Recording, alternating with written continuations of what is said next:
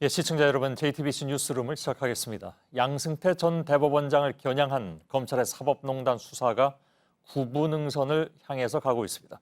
오늘 검찰은 박병대 고영한 두 전 대법관에 대해서 구속영장을 청구하면서 이례적으로 양 전 대법원장이 직접 관련된 의혹을 언급했습니다.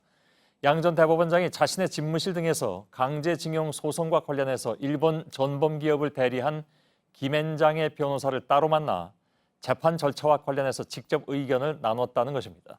양 전 대법원장은 재임 시절 일선 판사들이 사건 관계인을 만나지 못하도록 조치한 적이 있는데 정작 본인이 집무실과 식당 등에서 김앤장의 변호사를 만난 것으로 검찰은 파악했습니다. 검찰은 양 전 대법원장의 행위가 공무상 비밀 누설 등에 해당하는지를 보고 있습니다. 먼저 강버들 기자의 보도입니다. 검찰은 그동안 강제징용 피해자들의 배상 소송을 지연시키거나 결과를 뒤집기 위한 양승태 전 대법원장 시절 의혹을 조사해왔습니다.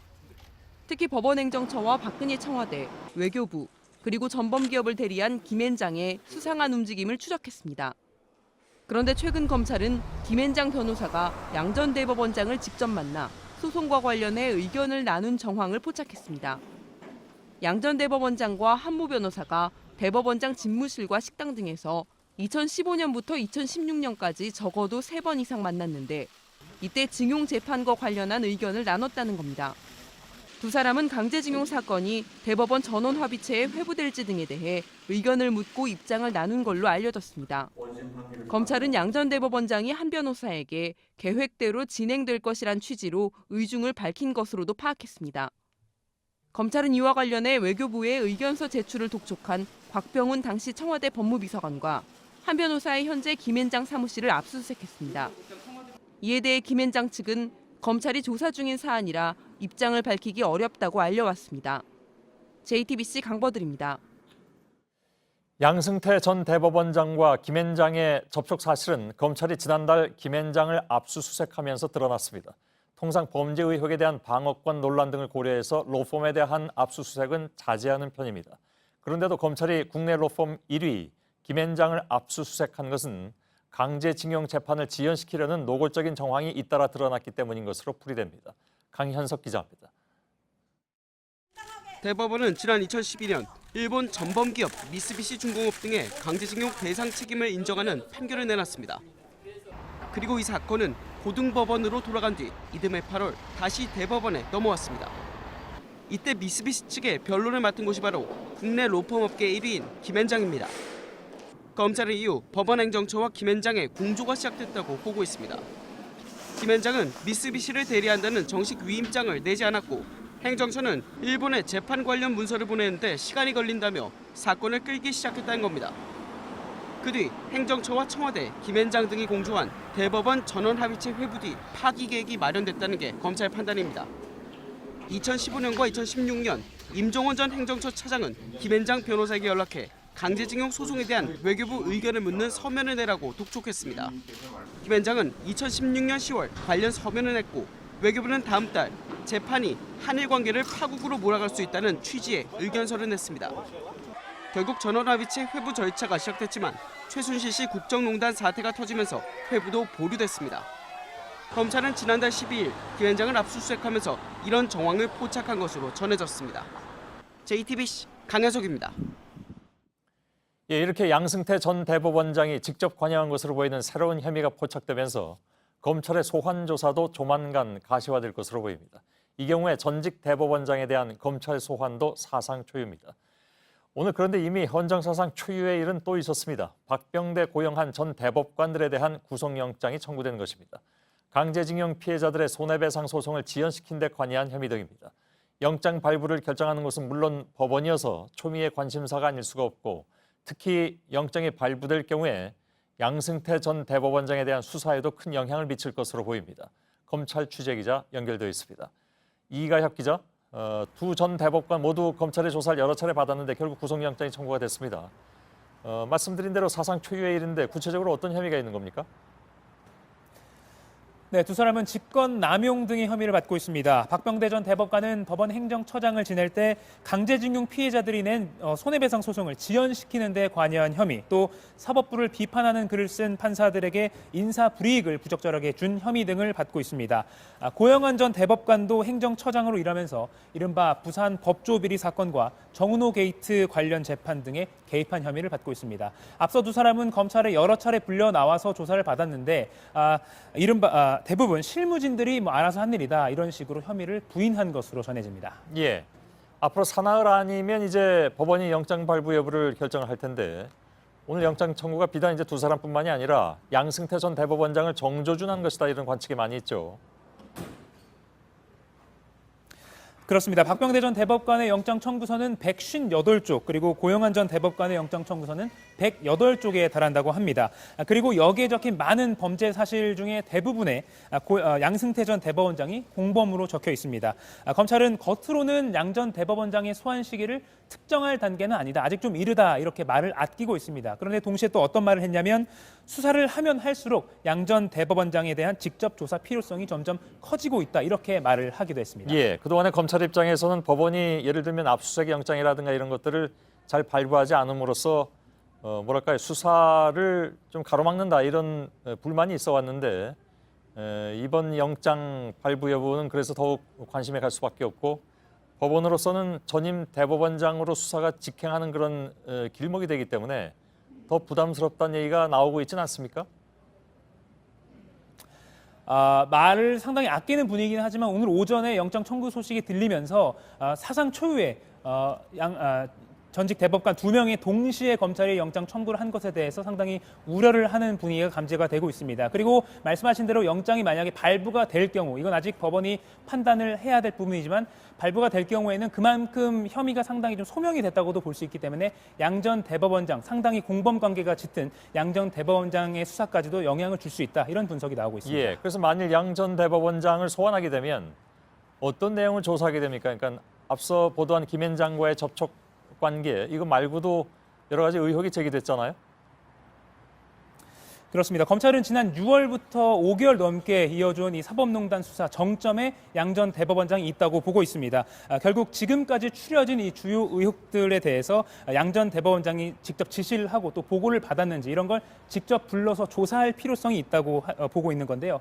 앞서 JTBC가 보도한 특정 성향의 판사들을 무리를 일으킨 판사로 분류를 하고 직접 양 전 대법원장이 체크를 하면서 어떤 인사 불이익을 줄 것인지를 결정했다는 그런 의혹이 담긴 문건부터 강제징용 재판 지연, 또 공보관실 운영비 비자금 전용 등 이런 상당수 지금까지 언론에 보도되고 검찰이 밝힌 의혹들 대부분에 대해서 양 전 대법원장에게도 직접 확인이 필요한 주요 혐의라고 보시면 되겠습니다. 예, 지금까지 이가혁 기자였습니다. 이런 가운데 오늘 대법원은 사법농단에 연루됐다는 의혹을 받고 있는 판사 13명에 대해서 징계위원회를 열었습니다.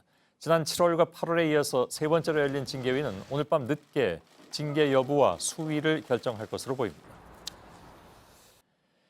최근에 대법원의 강제징용 배상 판결 그리고 위안부 재단 해체 등 일본의 과거사 이슈가 부각되면서 일본의 극우 세력들의 활동이 폭력 양상으로 번지고 있습니다.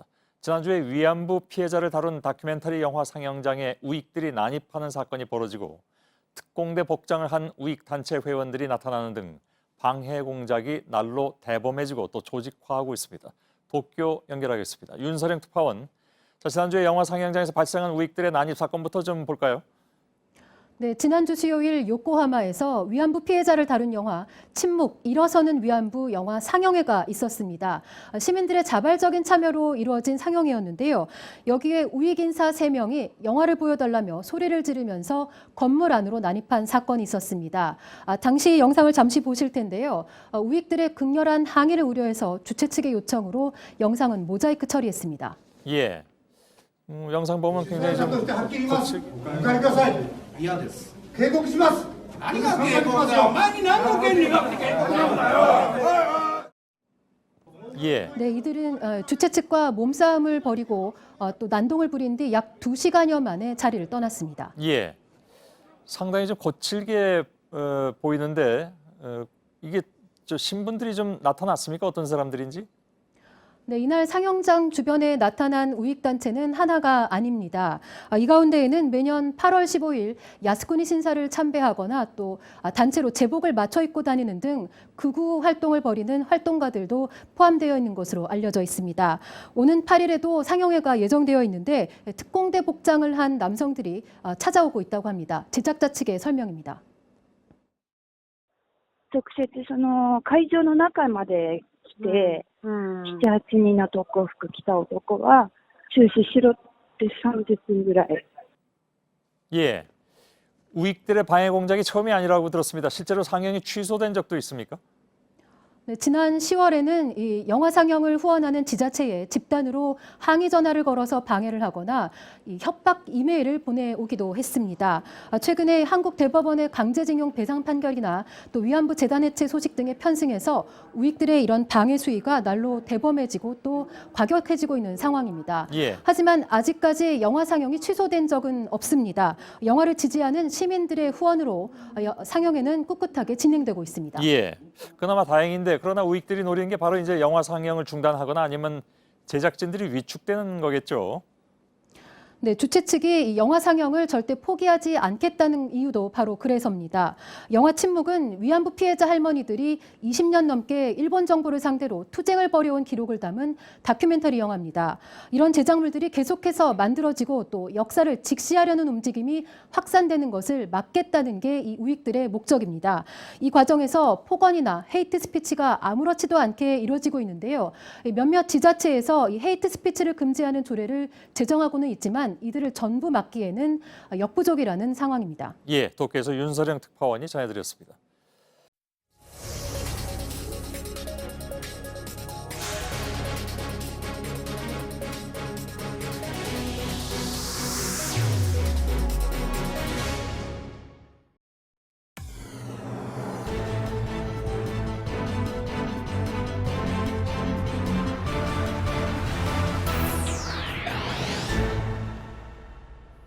네, 뉴스룸의 앵커 브리핑을 시작하겠습니다. 눈에는 눈, 이에는 이. 기원전 1700년경에 바빌론을 통치한 함무라비 왕은 모든 이들이 볼 수 있도록 커다란 돌 위에 서령 문자로 법전을 새겼습니다. 내 눈을 상하게 하면 상대방의 눈을 상하게 하고 내 이를 상하게 하면 상대방의 이를 상하게 한다. 함무라비 법전의 상응 보복법. 얼핏 야만스럽고 잔인한 원칙 같아 보이지만 사실 이 법은 알고 보면 가장 선진적이고 문명화된 법이었습니다. 철저한 신분 사회였던 그 시절에 법은 설사 권력자가 피해를 입었더라도 반드시 다친 만큼만 처벌하도록 그 이상의 보복은 불가하도록 만든 원칙이죠. 무려 기원전 1700년에 규정된 법의 공정함이었습니다. 누구에게나 공평한 법의 가장 기본적인 원칙을 지켜내야 하는 곳. 두말할 것 없이 그곳은 바로 대법원이겠죠. 헌정사상 최초로 전직 대법관 2사람에게 청구된 구속영장은 그래서 법의 기본이 무엇인가를 다시 한번 들여다보게 만듭니다. 그 모든 혐의가 사실이라면